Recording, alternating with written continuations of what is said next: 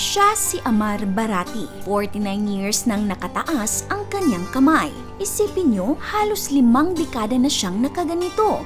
Si Amar ay may pamilya at dating nagtatrabaho sa isang bangko, ngunit iniwan niya ang kanyang dating buhay at naging ascetic. At bukod kay Amar, meron pang ibang mga ascetic sa India. Merong mga standing baba na hindi umuupo o humihiga at nakatayo lamang sa loob ng maraming taon. Kahit nga nakasakay sa motorsiklo, nakatayo pa rin.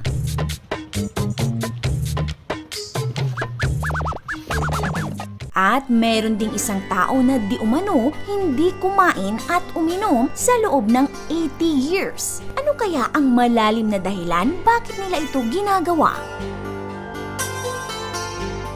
Si Amar Barati ay isang simpleng padre di pamilya sa kanyang asawa at 3 anak habang nagtatrabaho sa isang bangko sa India. Pero noong 1973 ay nagbago ang buhay ni Amar. Ayon sa kanya, siya ay nagkaroon ng isang epiphany. Ang epiphany ay pagpapakita o isang kababalaghan kung saan nabubunyag ang isang mahalagang bagay. Pwede rin itong isang pagpapahayag ng mensahe mula sa banal na Diyos.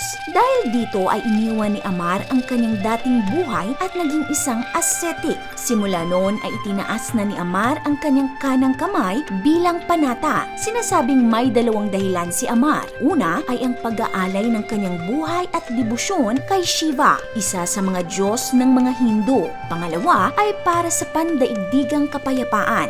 49 years nang hindi binababa ni Amar ang kanyang kanang kamay. Dahil sa tagal ng panahon ay naputol na ang sirkulasyon ng dugo at ang kanyang mga nerves ay tuluyan ng nasira. Ngunit alam nyo ba, napakarami pang tulad ni Amar ang may ganitong buwis buhay na panata. Bago tayo magpatuloy, nagustuhan niyo po ba ang content natin ngayon? Paki-comment po ng yes or no.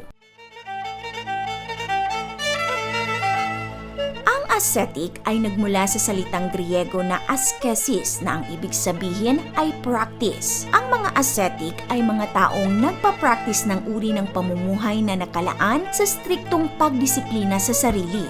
Sila ay banal na taong piniling talikuran ang makamundong pamumuhay. Ito ay karaniwang ginagawa para sa espiritual na paniniwala. Meron ding mga tinatawag na standing baba o kareshwari.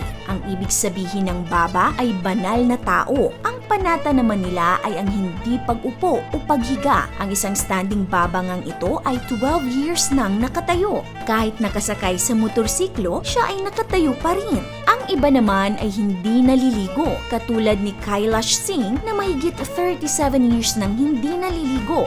At alam nyo ba kung bakit niya ito ginagawa? Para magkaroon lamang ng anak na lalaki. May video na kaming ginawa tungkol sa kanya. Panoorin nyo po ang buong kwento. Ilalagay namin ang link sa description at comment section. Mayroon ding mga ascetic na naglalagay ng bakal sa kanilang leeg para hindi makahiga.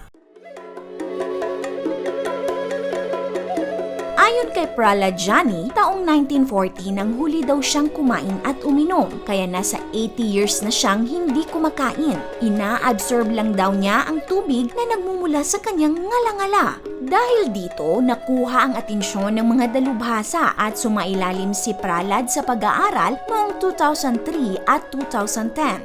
Binantayan siya ng mabuti at nilagyan ng CCTV ang kanyang kwarto at maraming medical tests ang ginawa sa kanya. Nagulat daw ang mga doktor at hindi daw sila makapaniwala dahil sa loob ng maraming araw ay hindi kumain at uminom ng tubig si Prahlad, ngunit nanatili pa rin itong malusog. Ayon kay Dr. Sudhir Shah, isa sa mga doktor na sumuri kay Prahlad, hindi pa rin daw nila alam paano siya nakaka-survive at nanatili pa rin daw itong isang misteryo. Sa kasamaang palad, noong 2020 ay pumanaw si Prahlad Jani sa edad na 90 years old. At ang resulta ng ginawang pag-aaral ng DRDO India kay Prahlad ay hindi na peer review at hindi na i-publish. Kaya hindi pa rin napatunayan na talagang totoong hindi siya kumain sa loob ng ilang dekada. Ikaw ka-awesome, anong masasabi mo sa dedikasyon ng mga taong naitampok natin ngayon? Comment down below. This is your Ate O from Our Republic. Hanggang sa muli and stay awesome!